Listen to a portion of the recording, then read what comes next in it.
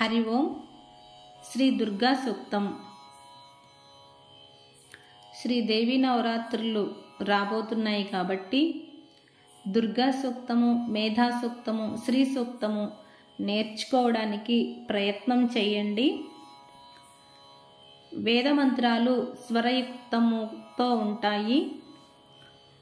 ఒక అక్షరానికి పైన స్వరం ఉందంటే దానిని ఉదాత్తము అంటారు.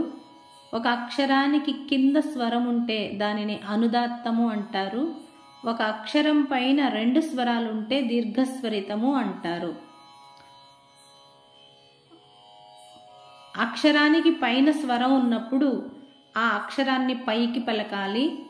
అక్షరం కింద స్వరం ఉన్నప్పుడు ఆ అక్షరాన్ని కిందికి పలకాలి, అనగా వాయిస్ దించి పలకాలి. ఒక అక్షరం పైన 2 స్వరాలు ఉన్నప్పుడు దీర్ఘముగా పలకాలి.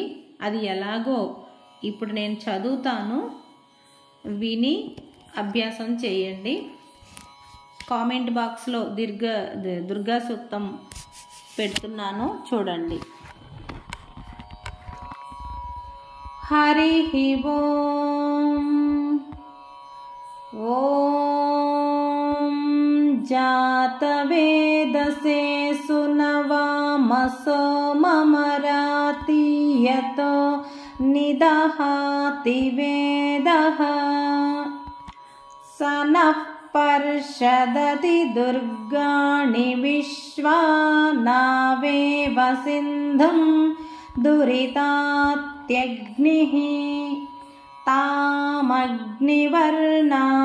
తపసా జ్వలంతీం వైరోచనీం కర్మఫలేషు జుష్టాం దుర్గాం దేవీగుం శరణమహం ప్రపద్యే సుతరసితరసే నమః.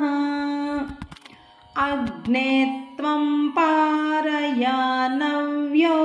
అస్మాన్ స్వస్తిభిరతి దుర్గాణి విశ్వా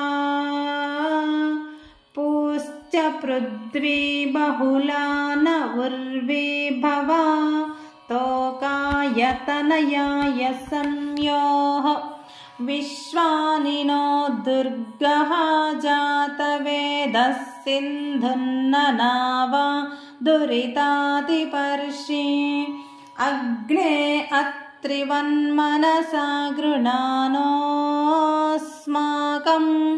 బోధ్యవితాతనూనాం ప్రతనాజితగం సహమానముగ్రమగ్నిగం హువేమ పరమాత్సధస్తాత్ సనః పర్షదతి దుర్గాణి విశ్వాక్షామద్దేవో అతిదురితాత్యగ్నిః ప్రత్నోషికమేఢ్యో అధ్వరేషు సనశ్చ హోతా నవ్యచ్చసత్సి స్వాంచాగ్నే తనువం ప్రియస్వాస్మభ్యం చ సౌభగమాయజస్వ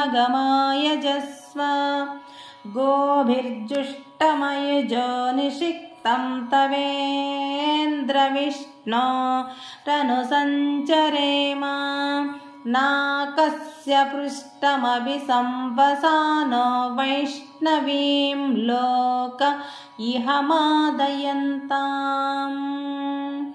ఓం కాత్యాయనాయ విద్మహే కన్యకుమారి ధీమహి తన్నో దుర్గి ప్రచోదయాత్. ఓం శాంతి శాంతి శాంతి.